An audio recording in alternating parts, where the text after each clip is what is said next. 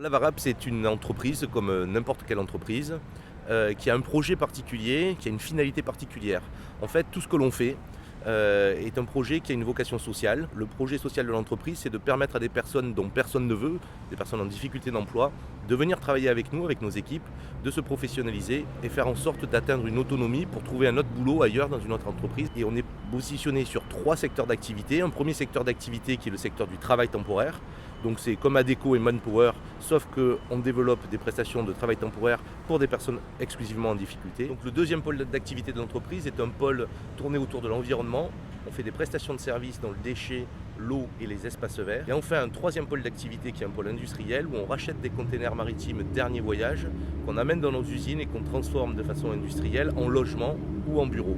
Le chiffre d'affaires de l'entreprise, c'est 45 millions d'euros de chiffre d'affaires. C'est à peu près 4000 collaborateurs pour un équivalent temps plein de 1200 personnes.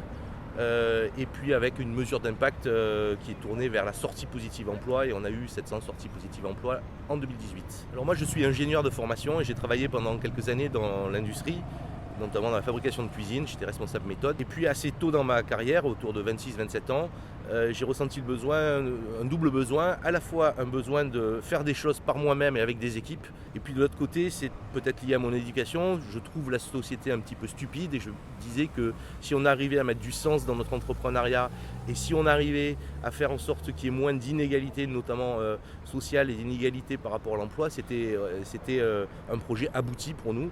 Et donc je me suis lancé dans un projet où on entreprend doublement, à la fois sur nos marchés, avec nos clients, mais aussi à la fois avec nos salariés les plus en difficulté. Les caractéristiques de l'entrepreneur, c'est quelqu'un qui a probablement des idées, mais qui a surtout envie de les mettre en œuvre, avec des équipes autour de lui, qui aime bien aussi voir ce qu'on a fait collectivement au bout d'un certain nombre d'années, et puis constater que c'est mieux maintenant que ce que c'était avant.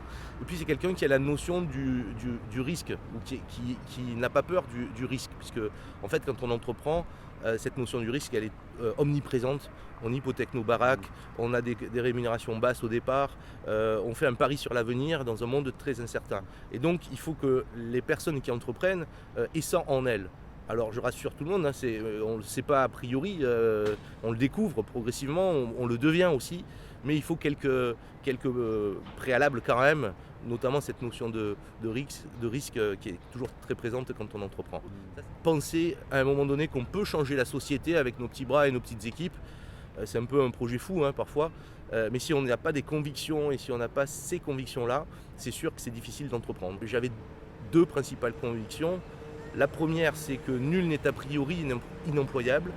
Et le mot important, c'est a priori. C'est-à-dire qu'on sait bien que ça va être difficile avec les gens, mais comme on ne peut pas dire avec lui ça va être facile et avec lui ça va être difficile, on doit tester avec tous. Et la deuxième conviction, c'est que le modèle de l'entreprise dans toutes ses formes est probablement le meilleur modèle pour insérer dans la vie active des personnes qui en ont été éloignées. Et donc comme toute conviction, on les affirme. On ne réfléchit plus trop si on a raison ou tort, et puis après on déploie. C'est ce qui fait les caractéristiques, à mon sens, d'un entrepreneur, c'est de partir de conviction et puis après de ne pas trop changer de cap pour réaliser son projet.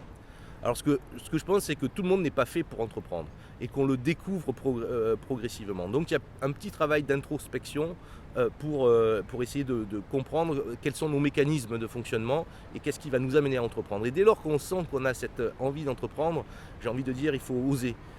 On est dans une société où on n'ose plus, on doit être tout est normé, il faut faire une école, il faut bien travailler à l'école aussi, il faut avoir un job plutôt bien rémunéré, en CDI, etc. Même si ce n'est pas notre nature première. Ça, il faut se faire un peu violence pour aller chercher ce qui est en nous et oser entreprendre avec des équipes, faire confiance. La base dans l'entrepreneuriat, c'est qu'on ne travaille jamais seul, soit avec des collaborateurs, soit avec des partenaires. Et quand on ne travaille pas seul, si on veut réussir, il faut partir a priori là aussi avec dans l'état d'esprit que les gens sont des gens bien et qu'on peut leur faire confiance. Donc le maître mot pour moi, c'est oser. Et puis la vie est courte, donc on doit vivre nos expériences. C'est pas grave de rater son projet 1 fois, 2 fois, 3 fois. N'importe quel entrepreneur, tous les entrepreneurs ont raté beaucoup de choses. Moi, tous les jours, je rate des choses. La seule question qu'on se pose quand on est entrepreneur, est-ce que j'en réussis quand même un peu de temps en temps? Et c'est avec cette démarche-là et cette simplicité-là et la modestie qui va avec qu'on arrive à faire le choix d'entreprendre.